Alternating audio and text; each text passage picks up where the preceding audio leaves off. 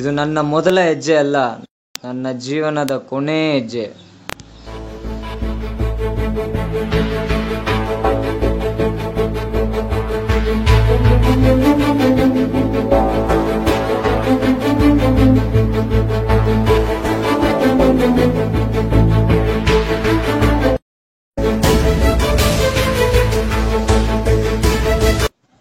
ನಾನೊಂದು ಕ್ಷಣ ಕೂಡ ಬದುಕಿರಲ್ಲ.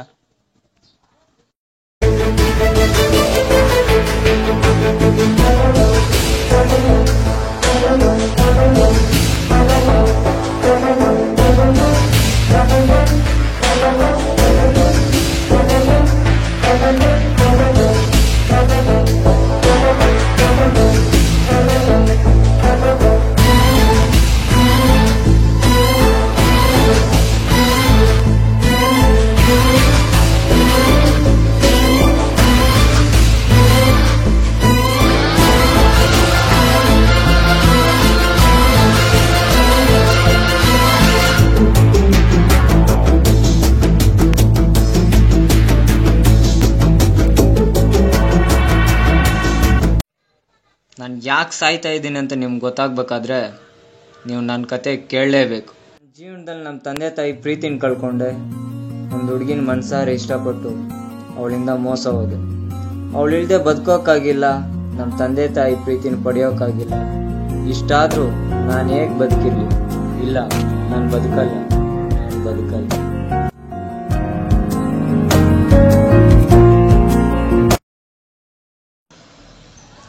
ಸಾರಿ ಕಣೋ, ಖುಷಿಯಲ್ಲಿದ್ದಾಗ ನಗಿಸೋನಿಗಿಂತ ನೋವಲ್ಲಿದ್ದಾಗ ಕಣ್ಣೀರು ಒರೆಸೋನ ಕಣೋ ನಿಜವಾದ ಫ್ರೆಂಡು ಅಂತ ನಿನಗೇ ದ್ರೋಹ ಮಾಡಿದ್ದೀನಿ. ನನ್ನ ಕ್ಷಮಿಸು. ನಿನ್ನ ಸ್ನೇಹ ಕಳೆದುಕೊಂಡು ನಾನು ಭೂಮಿ ಮೇಲೆ ಇರಲ್ಲ, ಬದುಕಲ್ಲ ಕಣೋ.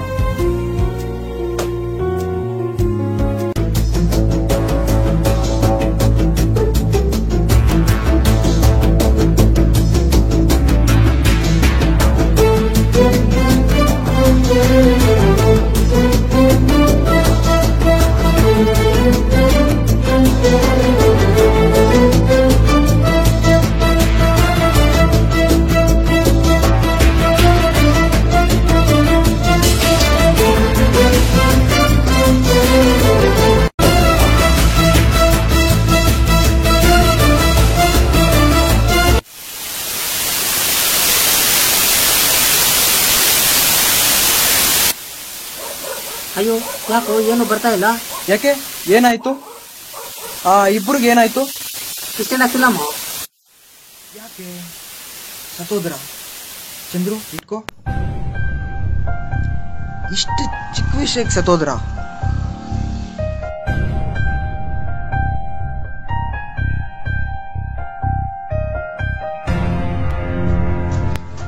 ಇವನ್ ಯಾಕೆ ಹಿಂಗ ಹೋಗ್ತಾವನೆ? ಚೇತನ್,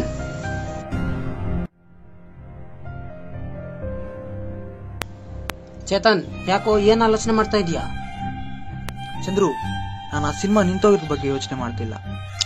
ಆದ್ರೆ ಆ ಸಿನಿಮಾದಲ್ಲಿ ಆ ಇಬ್ರು ಸೂಸೈಡ್ ಮಾಡ್ಕೊಂಡ್ರಲ್ಲ, ಅವ್ರ ಬಗ್ಗೆ ಆಲೋಚನೆ ಮಾಡ್ತಾ ಇದ್ದೀನಿ. ಇಷ್ಟು ಚಿಕ್ಕ ವಿಷಯಕ್ಕೆ ಇವ್ರು ಸೂಸೈಡ್ ಮಾಡ್ಕೊಂತಾರಲ್ವಾ?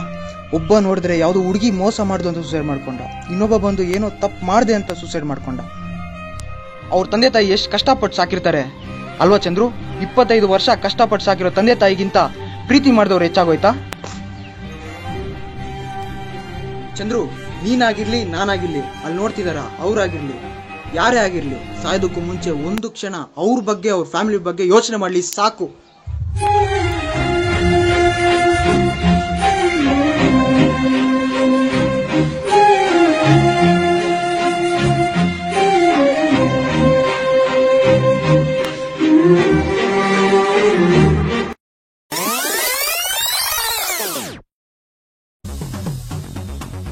ಚಂದ್ರು, ಚಂದ್ರು, ಯಾಕೋ ಏನಾಯ್ತು? ಬರೋ ಬರೋ ಹೇಳ್ತೀನಿ, ಬರೋ ಬರೋ.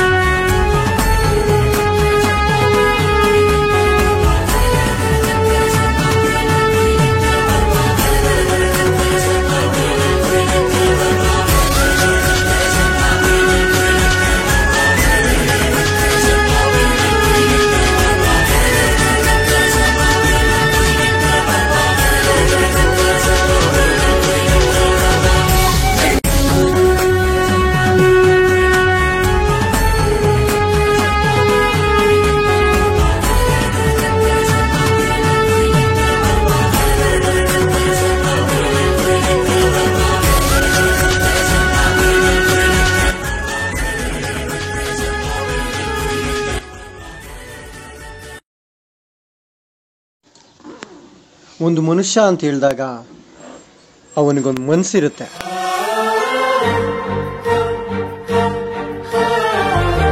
ಆ ಮನಸ್ಸಲ್ಲಿ ಎಷ್ಟು ನೋವು, ಆಸೆ, ಆಕಾಂಕ್ಷೆಗಳಿರುತ್ತೆ.